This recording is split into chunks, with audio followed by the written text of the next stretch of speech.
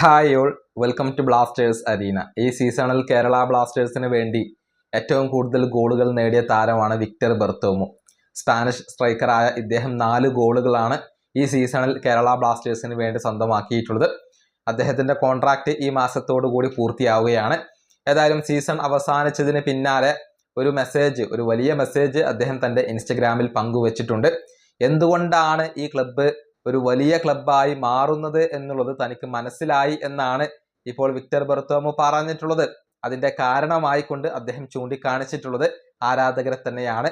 ആരാധകരുടെ ഈ പാഷനും അതുപോലെ തന്നെ സപ്പോർട്ടുമാണ് കേരള ബ്ലാസ്റ്റേഴ്സിനെ വലിയ ക്ലബ്ബാക്കി മാറ്റുന്നത് എന്നാണ് വിക്ടർ ബെർത്തോമു പറഞ്ഞിട്ടുള്ളത്.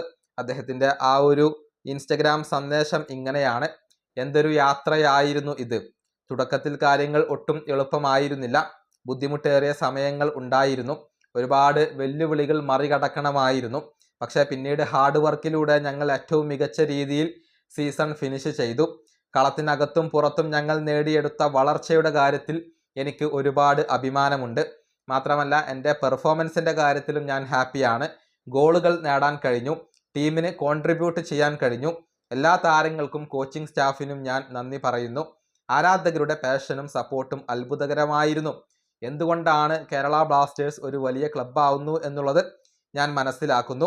ആരാധകരാണ് അതിന് കാരണം. ഇതാണ് വിക്ടർ ബെർത്തോമു ഇപ്പോൾ തൻ്റെ ഇൻസ്റ്റഗ്രാമിൽ എഴുതിയിട്ടുള്ളത്. ആരാധകരുടെ ഒരു സപ്പോർട്ട് അദ്ദേഹം ഇപ്പോൾ എടുത്തു പറയുന്നുണ്ട്, ആരാധകരെ പ്രശംസിക്കുന്നുണ്ട്. പക്ഷേ ഈ സീസണിൽ ആരാധകർ ബോയ്ക്കോട്ട് പ്രകടിപ്പിച്ച ഒരു സമയമുണ്ടായിരുന്നു. പക്ഷെ പിന്നീട് പ്രകടനം മെച്ചപ്പെട്ടതോടുകൂടി പതിയെ ആരാധകർ തിരിച്ചെത്തി. അപ്പോഴേക്കും സീസൺ അവസാനിക്കുകയും ചെയ്തു എന്നുള്ളതാണ്.